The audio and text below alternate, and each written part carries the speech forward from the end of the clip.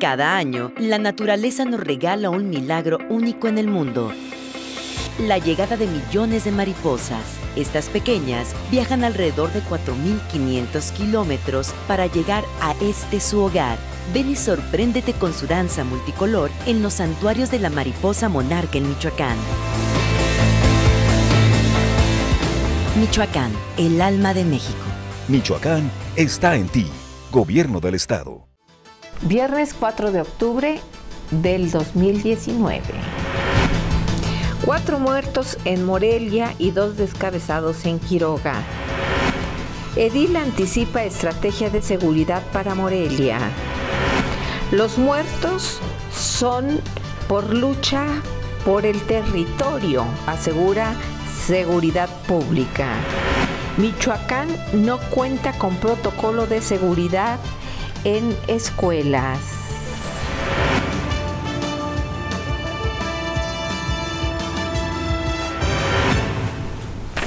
Hola, ¿qué tal? Bienvenidos a Respuesta TV. Soy Laura López y les saludo con afecto a través de www.respuesta.com.mx desde Morelia, Michoacán, México. Y esta es la información que tenemos para usted. Bueno, hoy nos levantamos con la noticia de 4 muertos en esta capital michoacana y 2 cabezas en Quiroga. La información con Yasmín Ferreira. En menos de 12 horas se han encontrado 4 hombres asesinados de manera brutal en distintos puntos de la capital michoacana, uno de ellos descuartizado, de acuerdo con la información obtenida. Asimismo, en la localidad de Quiroga fueron descubiertas 2 cabezas humanas. Fuentes allegadas a las autoridades policiales indicaron que el primero de los casos sucedió alrededor de las 21 horas del pasado jueves en la colonia Bosque Camelinas, sobre la calle José Rubén Romero, donde unos sujetos abandonaron unas bolsas negras que contenían a un hombre descuartizado, a quien le dejaron un narcoletrero. Posteriormente, hacia la medianoche del viernes, un individuo fue localizado sin vida sobre la calle García Pueblita, en la colonia Centro. Al ofendido se le apreciaron heridas de arma blanca y también tenía un narcomensaje. Después, aproximadamente a la 1 de la mañana con 20 minutos, un ejecutado a balazos fue localizado en la colonia Leandro Valle y también tenía colocado un narcoletrero.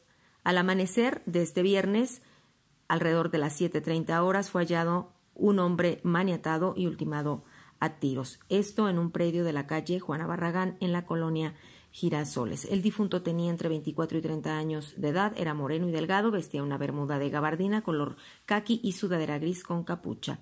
Casi de manera simultánea, pero en la ciudad de Quiroga, 2 cabezas masculinas fueron detectadas en diferentes zonas. La primera estaba sobre la calle Francisco y Madero, en la colonia Centro, en las inmediaciones de la Escuela Secundaria Federal Hermanos Flores Magón. La segunda la ubicaron en el Libramiento, en la salida hacia Zacapu. Todos los hechos generaron intensa movilización policial y los agentes de la Fiscalía General del Estado abrieron las respectivas carpetas de investigación y peritos criminalistas trasladaron los cadáveres a las instalaciones del Servicio Médico Forense en la capital michoacana. Hasta el momento se ignoran las identidades de las víctimas. Para Respuesta, Yasmín Ferreira. Bueno, y el edil anticipa una estrategia de seguridad para Morelia. La información con Yasmín Ferreira. El presidente municipal de Morelia, Raúl Morón Orozco, anticipó que ya se planea con el gobierno federal una estrategia de seguridad para la capital michoacana y esta pueda ser blindada ante los hechos de violencia registrados en los últimos meses. Informó que luego de reunirse con el secretario de Seguridad Pública Federal, Alfonso Durazo, se planteó la urgencia de emprender una estrategia que permita inhibir la violencia que registra la ciudad y garantizar la misma a los ciudadanos. En entrevista señaló que hay preocupación de la Federación ante el escenario de violencia que enfrenta Morelia y de ahí que se echaran a andar acciones que, por obvias razones, prefirió no revelar.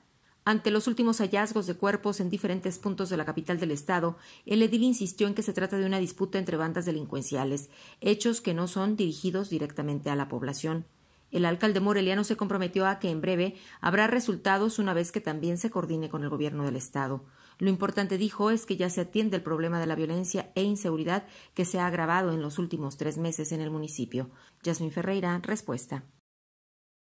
Por su parte, el secretario de Seguridad Pública en el estado, Israel Patrón, asegura que estos muertos en diversos sitios de esta capital michoacana se deben a la lucha que tienen por el territorio o por las drogas. La información de Jessica Aguirre.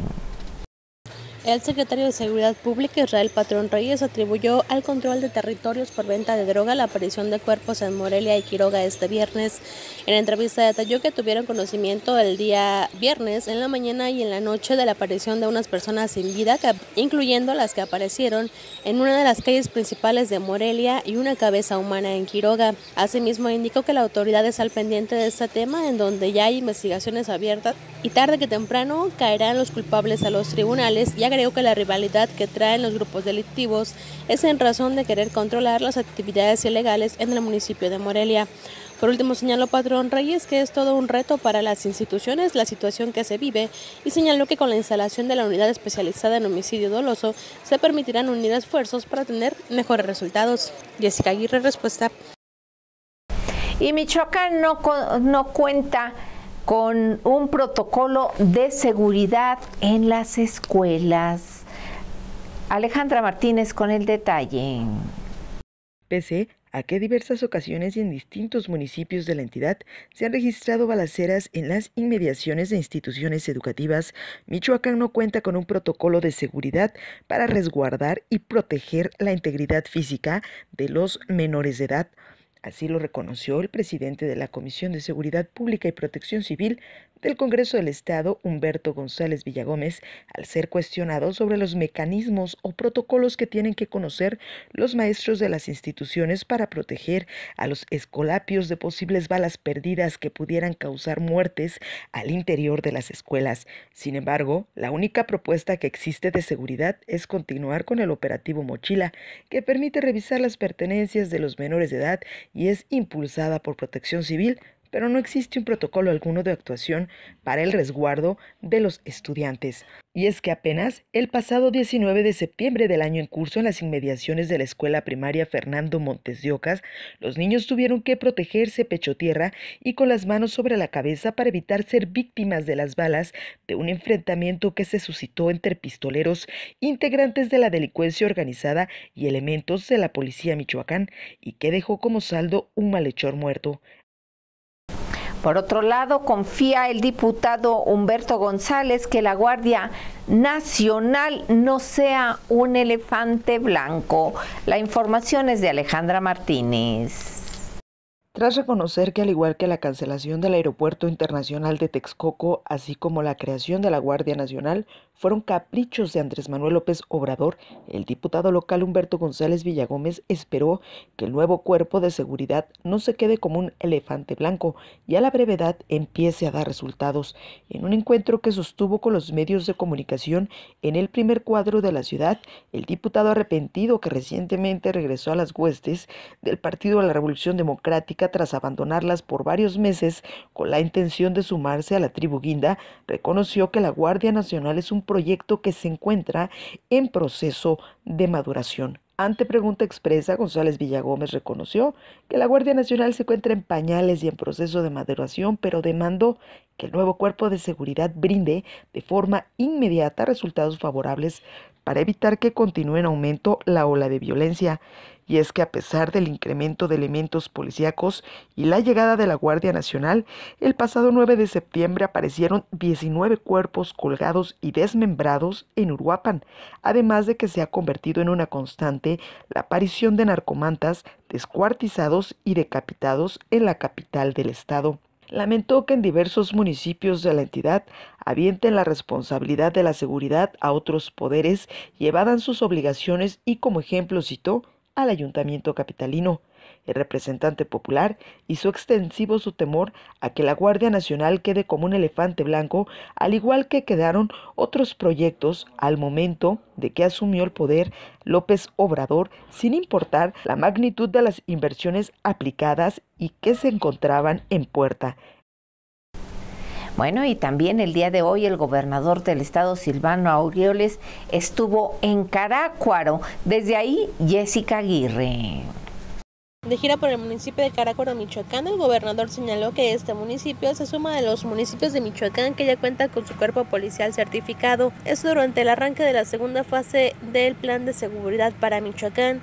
En ese sentido, hizo énfasis en que la capacitación de los policías, ya que quien esté debidamente certificado brindará mejores resultados a la población, lo cual señaló debe sumarse a tener mejores condiciones en cuanto a vehículos, salarios y seguros para ellos y sus familiares. Agregó que si todos los municipios comienzan a cumplir con la certificación policial, se alcanzaría el reto en materia de seguridad y no se estaría a la merced de personas que solo buscan el hacer daño. Por su parte, el secretario de Seguridad Pública, Israel Patrón Reyes, señaló que no van a permitir que nada ni nadie intervenga en la perturbación de la paz del municipio de Carácuaro.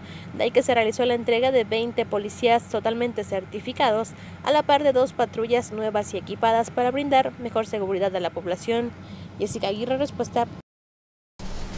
En otros temas, baja el empleo en Michoacán, ¿sabe usted en cuánto? En un 49%. Y se mantiene esto según la información proporcionada por el estadista, el destacado o economista Eleodoro Gil Corona. La información es de Tere de la Torre.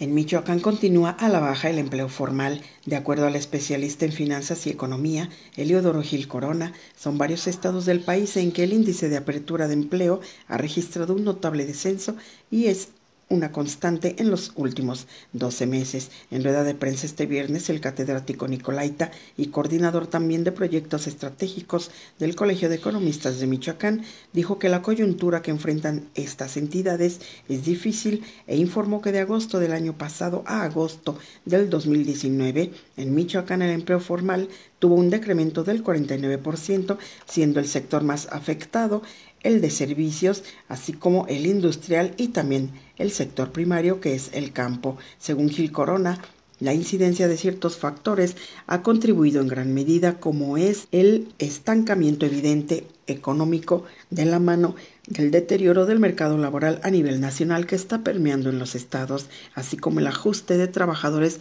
de confianza y contrato en las oficinas federales y su despido en todas las delegaciones estatales. El tercer elemento, dijo, es que la inversión productiva en Michoacán no reacciona y de enero a junio el monto de inversión ha sido marginal de solo 200 millones de pesos, que para las necesidades de la entidad prácticamente no es nada. También señaló el retraso enorme que está teniendo la inversión federal en obras de infraestructura y proyectos específicos con ejercicios de recursos federales incluso.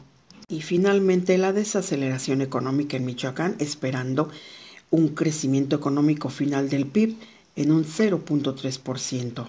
Dijo Gil Corona que Michoacán es una de las economías más débiles del país y en términos de sus finanzas, lo cual no puede tampoco en paralelo ser dejado de lado, está debilitando la capacidad de ahorro del gobierno estatal y su capacidad de inversión, asunto estructural no solo de corto plazo, sino de mediano y largo plazo, advirtió. Es por ello que estimó que para el cierre del 2019 se prevé un registro final de decremento del empleo en la entidad de un 47.5%, con una cifra que calculó será al fin de diciembre un total de 6.433 plazas de trabajo formales nada más. Teresa de la Torre, Respuesta. En más información, instala el alcalde moreliano Raúl Morón el patronato del DIF municipal. Yasmín Ferreira con el detalle. El presidente municipal de Morelia, Raúl Morón Orozco, instaló el patronato del DIF municipal, el cual se comprometió a trabajar por el sector más vulnerable del municipio. Aun y cuando desde hace un año, siendo voluntariado, se trabajó en beneficio de los que menos tienen, ahora ya de manera formal se emprenderán acciones definidas a favor de las familias morelianas más necesitadas. La presidenta del DIF municipal, Rosalba Vidal, informó que se trabaja ya en las acciones con las que se concluirá el año, al igual que en el plan de trabajo anual del 2020. Conminó a los integrantes del patronato a continuar en esa línea de trabajo en beneficio de los morelianos. El patronato se conforma por 14 integrantes y lo encabeza el edil Raúl Morón Orozco. Yasmín Ferreira, Respuesta. INARDA afectó 8,000 hectáreas de cultivos en Michoacán. El detalle con Tere de la Torre. La tormenta tropical Narda afectó 8,000 hectáreas de cultivos en la Sierra Costa de Michoacán, informó Rubén Medina Niño, titular de la Secretaría de Desarrollo Rural y Agroalimentario. En entrevista, el funcionario estatal dijo que según reportes preliminares se registraron afectaciones en los cultivos de plátano, de maíz, tamarindo y coco. Sin embargo, estimó que tras la revisión técnica de los cultivos que van a hacer personal de la CEDRUA, la dependencia a su cargo, la semana próxima, la cifra total de hectáreas podría reducirse a solo 2,000. En cuanto a daños en parcelas en Lázaro Cárdenas, Coahuayana, Chinicuila y Aquila, dijo que estos cultivos de estos frutos y frutas fueron arruinados por inundaciones, no por el viento que haya tirado los árboles o arbustos y las plántulas, sino que fue exceso de agua, y por ello espera el personal de la CEDRUA que haya manera de acceder a estas áreas donde están estos cultivos afectados para hacer la valoración en campo. Detalló que en Coahuayana son más de 200 hectáreas de cultivo de plátano inundadas, así como en Chinicuila y Aquila hay superficies afectadas de cultivos de maíz, tamarindo y mango. Para este operativo de evaluación por inundaciones y afectaciones, dijo Medina Niño que se coordinarán con la Secretaría de Agricultura y Desarrollo Rural, que es la dependencia que le encabeza, así como las compañías aseguradoras y la delegación de la SADER, que es Agricultura Federal. Teresa de la Torre, respuesta. Bueno, y el día de hoy hubo sesión de Cabildo. Ahí estuvo Yasmín Ferreira. El Ayuntamiento de Morelia modificó el presupuesto 2019, así como el Programa Anual de Inversión, el PAI, del mismo año. En el primero hubo una ampliación de 2,075,000 pesos, para quedar el presupuesto municipal en un total de 2,344,138 pesos. En lo que se refiere al PAI, se redujeron los recursos para obra pública en más de 6,900,000 pesos. En sesión extraordinaria de Cabildo se aprobaron dichas modificaciones que, a decir del presidente municipal, no se afectará a la ciudadanía, sino por el contrario, se redistribuirá en más acciones de gobierno. Fueron varios los regidores que se opusieron a tales ampliaciones, pero sobre todo a la reducción de la obra pública, como la regidora Guadalupe Alcaraz, quien manifestó su inconformidad al señalar que hay muchos ciudadanos, como en Puerto de Buenavista y La Aldea, que esperan se concreten estas obras. El secretario de Movilidad y Espacio Público, Antonio Godoy González, aseguró que los casi 7 millones de pesos que se reducen del PAI no se cancelan, sino se reprograman para otras acciones municipales. Entre ellas está el equipamiento de la Clínica Norponiente. Pese al rechazo de los regidores, las autoridades municipales aseguraron que se continuará trabajando de la misma manera en la ejecución de obras, aunque algunas se modificaron. La discusión y aprobación de ambos renglones fueron el único punto a tratar durante la sesión. Yasmín Ferreira, respuesta. Bueno, y por otro lado, la Comisión de Justicia del Congreso del Estado nombró hoy al nuevo consejero del Poder Judicial, pero déjeme decirle que este nuevo consejero tiene observaciones por adjudicaciones millonarias. Alejandra Martínez con el detalle. Sin el menor respeto a las normas, decoro o pulcritud en la selección, la Comisión de Justicia del Congreso del Estado priorizó los acuerdos políticos antes que garantizar la probidad y experiencia de los perfiles para designar al consejero del Poder Judicial, y escogió un perfil que tuvo observaciones por adjudicaciones millonarias. Fue durante la sesión de la Comisión de Justicia de la 74 legislatura que, con 2 votos a favor, se eligió a Adrián Avellaneda Hernández, ex titular del Instituto de Seguridad Social al servicio de los trabajadores, y quien en el cargo, mediante una licitación incierta, adjudicó una concesión millonaria a la guardería Kit Et, el cual cuenta con observaciones dentro de la propia institución. Durante la sesión de la citada comisión se presentaron 3 propuestas, la primera impulsada por la priista Adriana Hernández Íñiguez a favor de Fernando Arreola, pero únicamente recibió un voto de la misma.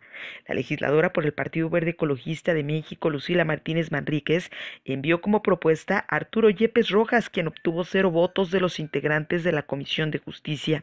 La última propuesta fue presentada por los priistas Eduardo Orihuela Estefan, Yaraví Ávila González, Marco Polo Aguirre Chávez y Omar Carriot Abud, a nombre de Avellaneda Hernández, quien obtuvo únicamente 2 votos a favor para que la citada elección fuera puesta ante el Pleno y este se votara. Durante la reunión de forma expedita y sin analizar ninguno de los perfiles, la Comisión de Justicia del Congreso del Estado eligió al ex titular del ISSSTE, quien ha obtenido diversas observaciones por licitaciones millonarias inciertas. El diputado morenista Fermín Bernabé Baena lamentó que la comisión se atreviera a votar un dictamen sin conocer a fondo cada uno de los perfiles presentados y se pusiera a discusión y análisis cada uno de los cuadros. Sin embargo, el resto de sus homólogos lo ignoraron y decidieron someter a votación las 3 propuestas y seguidamente, en entrevista, el presidente de la comisión, Jesús Antonio Salas Valencia, reconoció que priorizaron los acuerdos políticos antes que la eliminación de los vicios parlamentarios. Sin pudor alguno, Salas Valencia reconoció que le basta con 3 minutos para saber el nombre de alguna persona y apoyarla e impulsarla en determinado cargo, sin conocer, estudiar o investigar sus antecedentes, siempre y cuando exista un acuerdo al interior de la Junta de Coordinación Política. Cabe señalar que durante la reunión de la Comisión de Justicia, los legisladores reconocieron que no existe un procedimiento establecido para designar al consejero del Poder Judicial y por ello lo realizaron a libre albedrío, y con el antecedente inmediato se decidió que los diputados turnaran propuestas para presentar una ante el Pleno.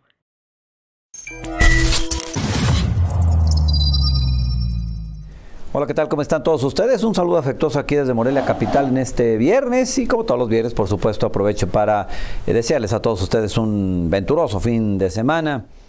Bueno, pues ayer por la tarde-noche, una noticia que ha generado mucha, pues que ha acaparado la atención del mundo político en el país a nivel nacional, es la renuncia que presentó el ministro de la Suprema Corte de Justicia de la Nación, Eduardo Medina Mora, justamente a su cargo, pues, de ministro. No se argumentan mayores detalles, pero sí hay que recordar que hay, pues, indagatorias abiertas en la Fiscalía General de la República en su contra por presunto enriquecimiento ilícito y presunto también, pues, recepción de transferencias bancarias a sus cuentas desde el extranjero, que, pues hay que decirlo, nunca ha podido él clarificar con solidez y explicar sin sombra de duda, pues, de dónde provenían esos recursos y de dónde su patrimonio también, que parece no ir acorde con sus percepciones, pues como ministro ahora y de los demás cargos que ha tenido. Si bien es cierto que por lo menos los últimos 15 años ha estado en niveles de primer nivel, valga la redundancia, en el servicio público, como director del CISEN, como secretario de Seguridad Pública del Gobierno Federal, como Procurador General de la República, como embajador de México en Estados Unidos y en Inglaterra, ahora como ministro de la Corte. Digo, 15, 20 años de un nivel, pues, muy, muy relevante, pero que aún así no da para justificar lo que presumiblemente tiene él en sus haberes financieros. Y por esa razón, la Fiscalía General de la República y la Secretaría de Hacienda, a través de su unidad de inteligencia financiera, pues le están vigilando, digamos, y han abierto una investigación en ese sentido. El problema parece que todo apunta a una especie de negociación de lo más alto del gobierno federal con el ministro, o hasta ayer ministro, Medina Mora. ¿Por qué? El presidente de la República está empeñado, y eso es evidente, en controlar el Poder Judicial. No lo tiene en este momento todavía bajo su control, porque el número de ministros que él puede manipular, hay que decirlo por sus letras, pues todavía no da para que sea una mayoría dentro de la Corte. Y en la Corte se ventilan muchos temas muy delicados y muy importantes, no solo para el presidente de la República y su gobierno, sino en general para la vida del país. Hay que recordar que, por ejemplo, ahí, por un recurso interpuesto en la Corte, no avanza la construcción del sueño del presidente López Obrador de un aeropuerto en Santa Lucía, que es una cosa verdaderamente absurda, pero que el presidente insiste y se mantiene en esa tesitura. Bueno, no ha avanzado porque hay un recurso promovido por organizaciones civiles y que mantiene suspendida la construcción o el inicio de la construcción del aeropuerto en Santa Lucía, como quiere y sueña López Obrador. No ha podido todavía destrabarlo porque la mayor parte de los ministros de la Corte no son manipulables, digamos, por López Obrador. Un caso doméstico, más en lo local, el gobierno de Michoacán, ya sabe usted, tiene presentado un recurso también ante la Corte para exigir la federalización de la educación michoacana, devolver la educación pues a la federación, y bueno, ahí está detenido todavía, pero el gobierno de la República tampoco ha podido echarlo abajo por lo mismo, porque no tiene un control sobre la Corte, y qué bueno que no tenga un control sobre la Corte, pero eso es lo que quiere el presidente, tener ese control, y para ello necesita ir pues de alguna u otra manera pues supliendo a algunos ministros con otros que le sean afines. Aquí va a lograr un espacio más el presidente. Se va a Medina Mora y la ley dice que el presidente envía una propuesta con una terna al Senado de la República para que el Senado elija al sustituto de Medina Mora. Por supuesto, cualquier parvulito de 8 años sabe que lo que el presidente le ordene al Senado, porque ahí sí tiene mayoría de Morena, pues el Senado va a nombrar al que el presidente quiera, punto. Y por lo tanto ese ministro le deberá la chamba a López Obrador y por ende le será completamente leal. A la hora que se requiera, ese ministro va a votar por los intereses no del país, sino del presidente López Obrador. Poco a poco, así se van haciendo los presidentes del Poder Judicial.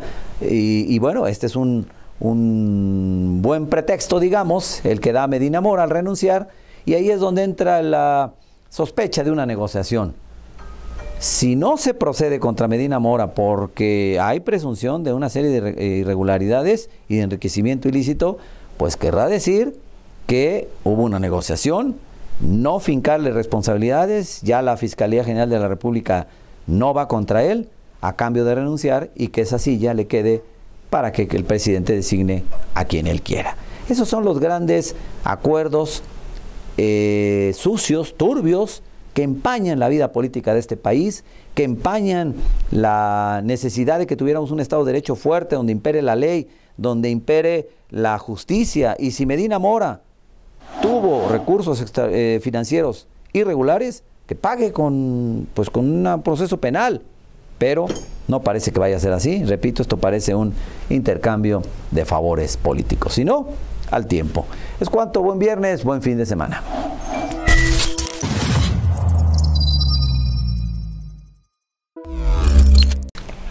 Le agradezco el favor de su atención a este informativo preparado por el equipo de Respuesta.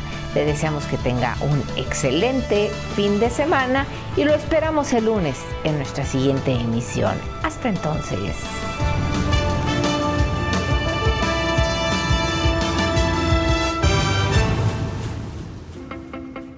Cada año, la naturaleza nos regala un milagro único en el mundo. La llegada de millones de mariposas. Estas pequeñas viajan alrededor de 4.500 kilómetros para llegar a su hogar. Ven y sorpréndete con su danza multicolor en los santuarios de la mariposa monarca en Michoacán. Michoacán, el alma de México. Michoacán está en ti. Gobierno del Estado.